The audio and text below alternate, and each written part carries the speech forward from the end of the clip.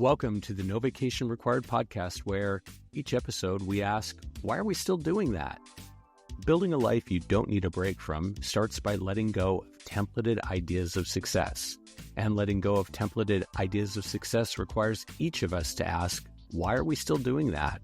Why are we still doing that to the actions we've put on autopilot in the interest of pleasing family, fitting in with friends, and aligning with the dream of the planet?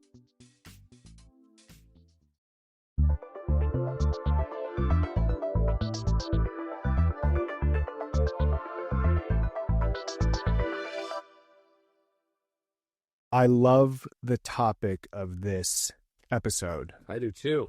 Because it's something that we experience ourselves and we see so much in the people we work with and, of course, friends and family. Yeah. And it's something that I know you out there have experienced in your own life and would probably like to not experience it anymore because it's so silly. And that is this idea that fulfillment is external, that can be found externally, and that fulfillment is something that can be found essentially, as we say in the post, over there instead of right here where you are right now. Yeah. And I love that we opened that post. If you haven't read it, go check it out on our Substack. It's called There's Always Another Level. There's always another level. Yes.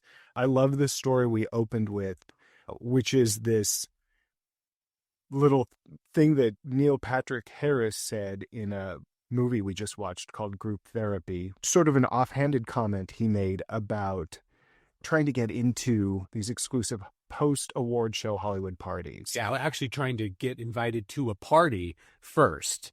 And how each year this becomes more and more of a challenge. Yes. And it was laughable because, as you just said, every year there's a new party, there's a new level, there's something more exclusive to get into until he ultimately gets invited to Madonna's party, only to find out that once you get into Madonna's party, there's still another level, which is a sub-party where Madonna actually is. Yeah. So I just thought that was such a clever way of getting to this point of searching for fulfillment in the next thing, because as we're all so aware, the next thing never brings the fulfillment you anticipate it's going to deliver. Yeah, just in the way that the current thing didn't bring that level of fulfillment, which is the whole reason you were striving for this thing. Exactly. And it then just becomes the next thing. This is such a meaty topic for us, almost too overwhelming because it's at the heart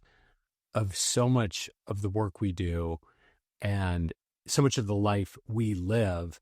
In terms of the work we do with individuals and companies and work groups, so often the perceived problem, because we're always kind of solving for a problem, helping somebody grow or help a team grow. Yeah.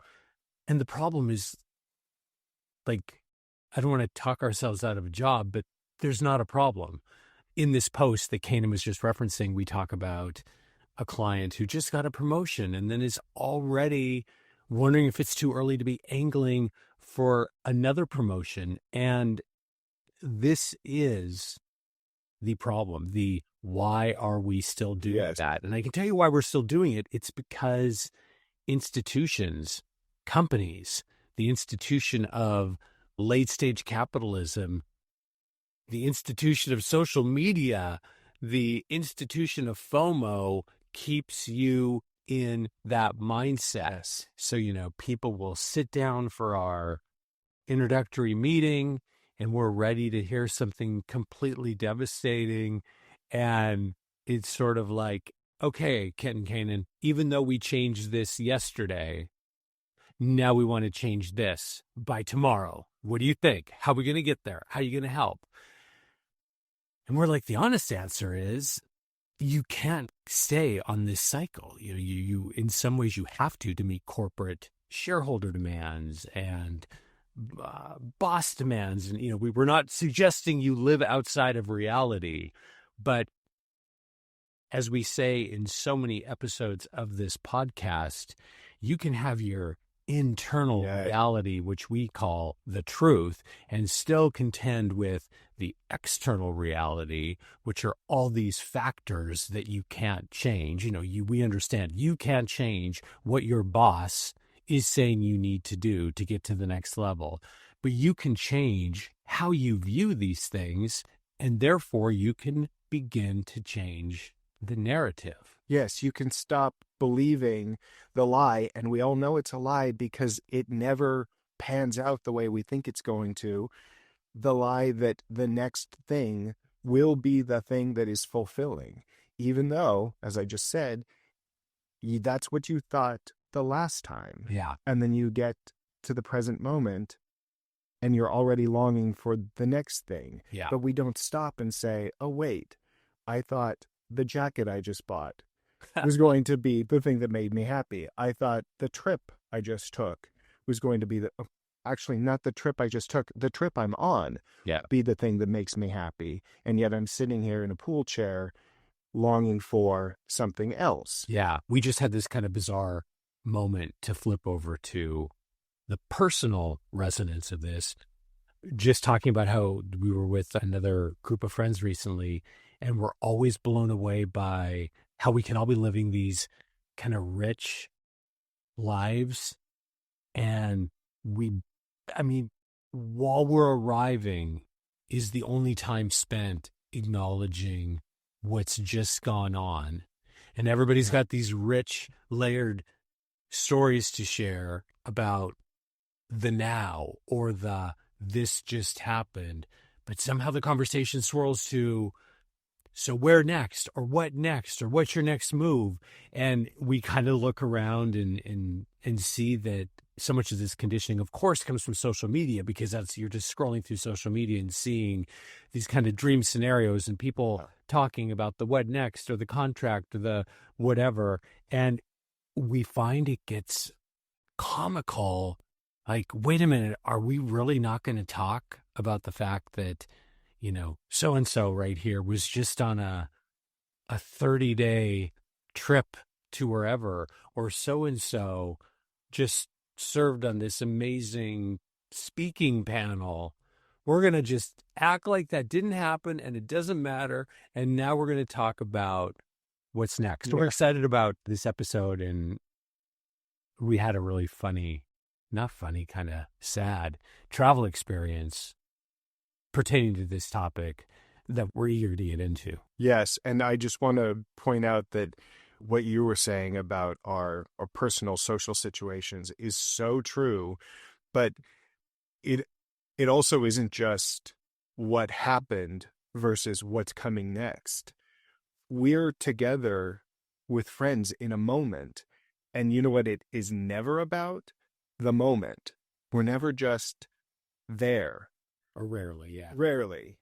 That's my carve out in case somebody's listening. Like, no, losers. So we have to have a carve out. I'm being a little hyperbolic, but yeah, it so often is a catch up of what happened, and then, as you pointed out, quickly moving on to, but what's next? What's next? What's next? And it's never, or so rarely, like, what's right now?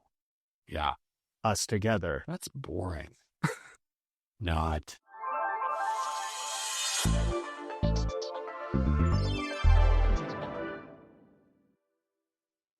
So whenever we start getting these people wanting to go to the next level in a bad way, vibes on a work project or in a personal life, we have a core memory that we invoke so that we can get on the same page. Yeah. And that core memory is literally, it's so hilarious that if it wasn't so hilarious, I would be crying. It actually reminds me of an episode of The White Lotus. It's so like White Lotus-y. Oh, it is. Yeah. So a few years ago, we're at a dream destination of ours, a place we'd been before. We're huge, huge hiking fans. We're huge Italian food fans. We're huge Cute Village fans. So, we love a place like Cinque Terre. So we have returned to the Cinque Terre. Was this our second or third time there? Third time. Yeah. In a jaunt around Italy, we decided to go back. And this time we did something we're rarely going to do, because tap back to what I just said. we are big hikers. We like to be on our feet. We were like, we're going to experience Cinque Terre like every which way we can. And we're actually going to do the boat tour. We're going to do the boat tour that starts on one end and does a sail around the bay or whatever so that you can see all the villages and you're having like little snacks. And we're like, we're going to do it. It's so not us, but we are so enamored with the Cinque Terre that we're going to do this. That's how you know we're enamored with a place. If we're doing the boat tour, Yeah. this is an insight into our personality. Aiden gets sick on boats.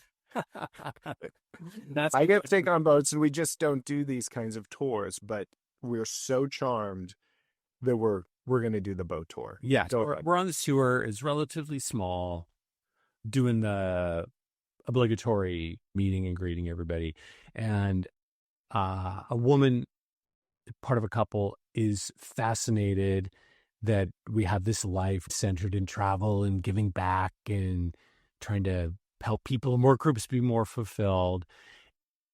That's good news. Extreme interest in other people. The bad news is she cannot shut it off. So we're on this tour, just getting away from the pier or whatever, and I'm having those feelings like, oh no, this woman's not gonna stop. And a lot of times with us, because we've been a lot of places, people love to tell us every place they've been. Have you been here? Have you been here? Have you been here? Have you been here? Like it's a competition that we don't want to participate in. I just want to jump in here and say that, unfortunately, most of the time, these conversations are not about interest in us. It's about setting up an opportunity for somebody to tell us all of the places they've been and start that weird competition thing, which we're not into at all. Yeah. But yes. And now we're well into this. It's just a couple hour little special thing. We're 15, 20 minutes in, and this woman is literally not being quiet. And Caanan and I are we want to enjoy this right now. Phones down, eyes open, deep gulps of sea air taken in, a moment. And we're pulling away like, take the hint. And of course, as so many people are today, because we're just conditioned to be that way. Back to the first segment, she finds a place we haven't been and then starts the hard sell. Oh, I can't even remember where it was. It doesn't even matter. But it's not that we weren't interested. We were just trying to be appropriate. Like, look at the Cinque Terre. We're now by the second village. Let's enjoy that. We're giving those vibes. No way. She is not taking that as an answer. She thinks we're unconvinced about this place she thinks we need to get to. So she whips out the phone and the photos and starts going through the photos of this extraordinary place. And I honestly can't remember what it was, to convince us that we need to get to this extraordinary place. She's doing the full timeshare. Yes. Yes. Presentation. You need to experience this. Yes, because she's so enamored with this place that is not where we are right now, which is the Cinque Terre, a dream destination, that she wants to occupy all of our time to sell us on this destination. Yeah. And I think finally, we never want to be rude. And this woman was really sweet to us. And we appreciated that she was, kind of trying to come off like she was interested. And one or the other of us said, hey, let's go to the back of the boat for a better view. So we were able to break it up. But it was an incredibly frustrating experience. And we always take these moments, whether it's one of us as an individual or as a couple, where we look inward before we start pointing the finger at everybody else. And it just made us realize we never want to be these people who don't want to honor the now or the something that somebody just did that they want to talk about. And in this case, with this Cinque Terre boat tour, it was the now and honoring the past, honoring what somebody wants to bring to the table and talk about. is so important. And a great way to be more mindful of honoring that is to honor the now, Yeah. whatever the now is that you're in. Because whatever it is, you got yourself into it. This is kind of one of the big things we talk about. Thinking of our client who got back to us so quickly and was already interested in help getting another job. Going to the next. Yes. It's like, okay, you've got to figure out how you feel about the now. Yeah. And yeah, this is one of our biggest, why are we still doing that? Yeah. And take time to be present for the thing that, going back to what we were talking about in the first segment, you believed at the time you booked, in this case, for this story, the Cinque Terre, that this was going to be a fulfilling moment for you. Otherwise, you wouldn't have done it. Yeah. And then you get to the Cinque Terre, in the case of this woman, and you're not even there, which I find so tragic. But to another thing you said, I think one of the big problems here is this is a lot of social conditioning. And there's a great deal of social currency in what's next. There's not a lot of social currency in what is right now. Yeah. And you brought up the stock market or, investor returns. And this is very much coded into our everyday lives with the stock market, with consumerism, with like today's capitalism. Yes. With social media, we're steeped in what's next. Yeah. We don't blame you. We blame the culture and society, but we expect you, and this is what we work with people on, we expect you to start to see that in order to build a more fulfilled life for you, the people you love, and to hopefully keep working towards a no vacation required existence. Yes, because I said there was social currency in what's next, but you know what? There's a lot of social currency in, like the new social currency, being present, being deeply fulfilled, not being part of this insane game we've all been playing, and many of us are continuing to play, despite knowing that it never returns. It never gets fulfilling if you're always looking for fulfillment in what's next, if you're always looking for fulfillment in something outside of yourself. So, the new hot thing is being fulfilled by focusing on knowing yourself and being in the present moment. Yeah. And Caanan, you said something just before we started recording. You were talking about so many of the posts and the podcasts we've done lately about the fraught world in which we all find ourselves. Yeah. And we need more people with this energy. Yeah. Calm, invested. Present. Yes. Happy in the moment. Yes. You want to be the person that people want to be around. Be that person. It's good for you. It's good for all the people you're around. And there's some real social currency because people are struggling to achieve this level of fulfillment. And we're all craving it, all longing for it. It's why we're all so focused on what's next. It reminds me of a post in an episode we did a while back. It's like, be the person that you want to be around. Like, who are you surrounding yourself with? Number one. And how am I contributing to that vibe? And I think when you start to unpack, like, wow, maybe I should be the person that other people actually want to be around. And I can determine what that is by asking myself the kind of people I want to be around. And those people are people that are engaged in whatever version of you shows up and the now and the thing you just did, even though it's not the hot new thing you're going to do next.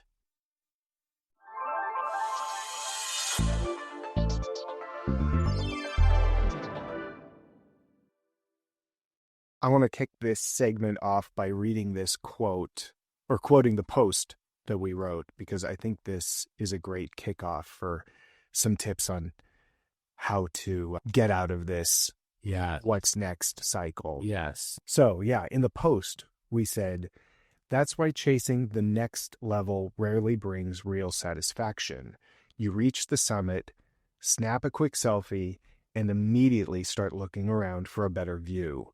That's because you weren't climbing for the experience, you were climbing for the validation.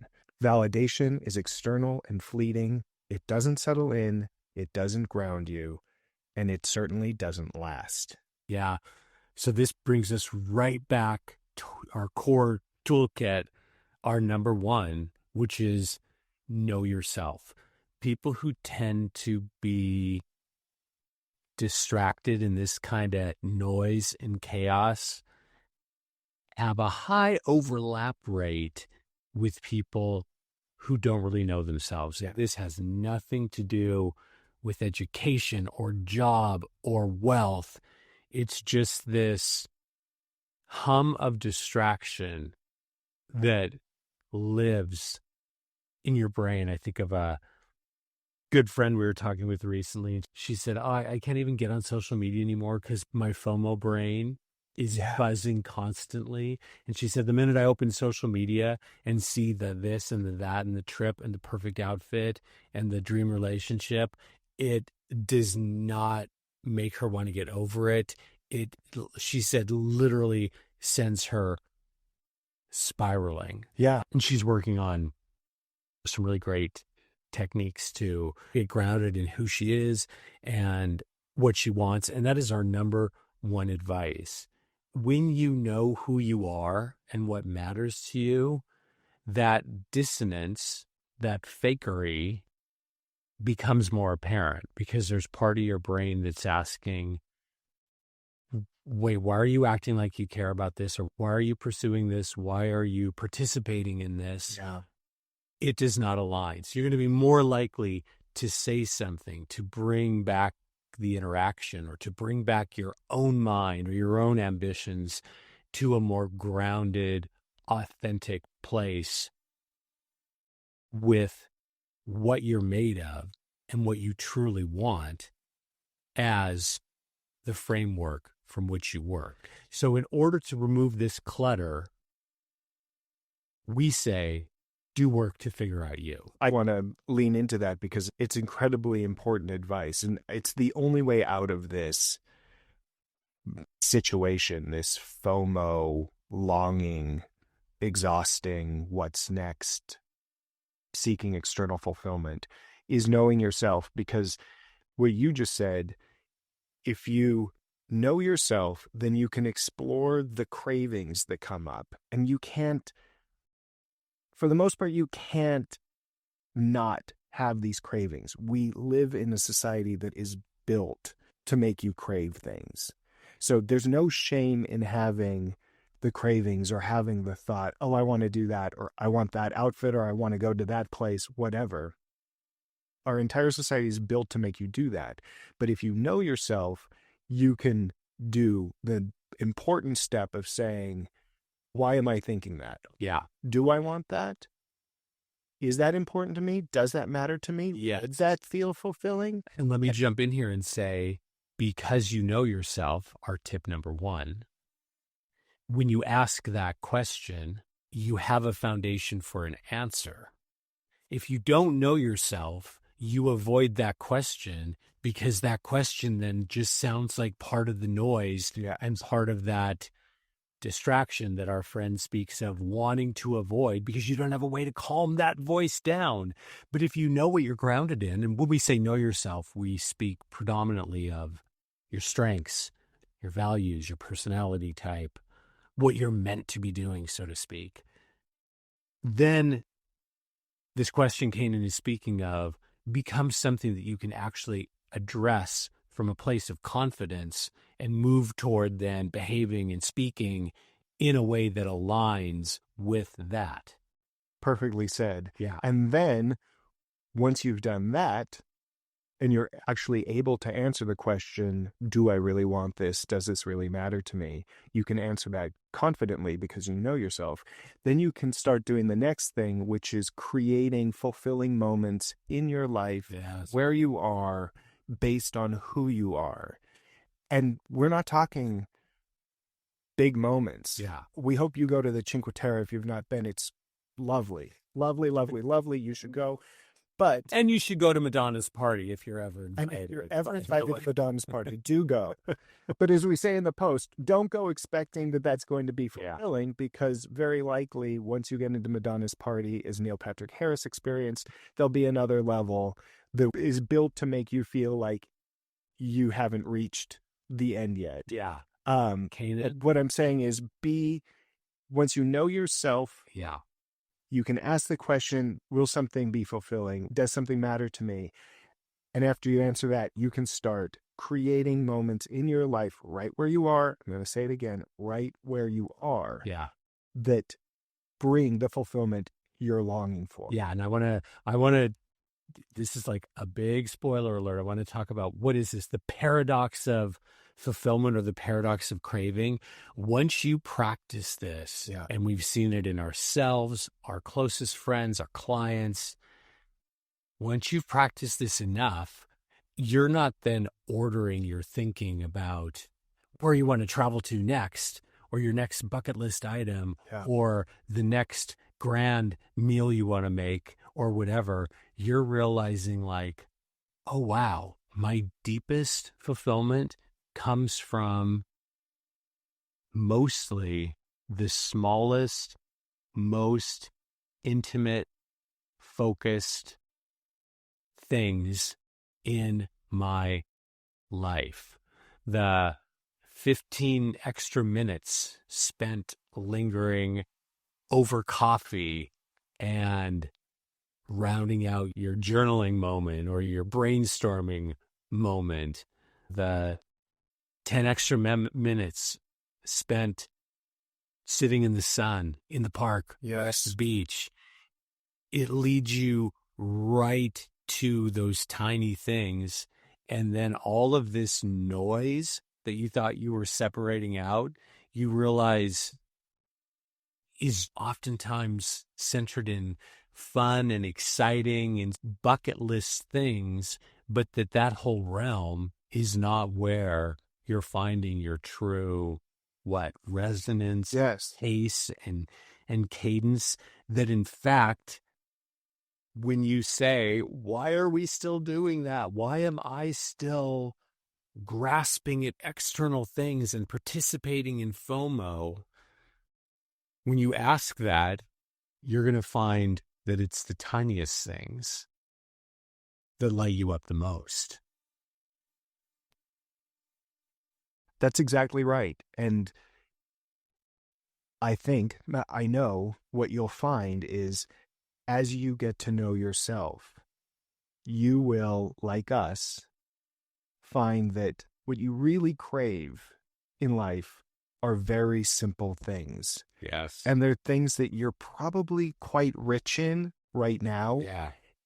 If you just allow yourself to notice them and lean into them and let them be the things that fulfill you.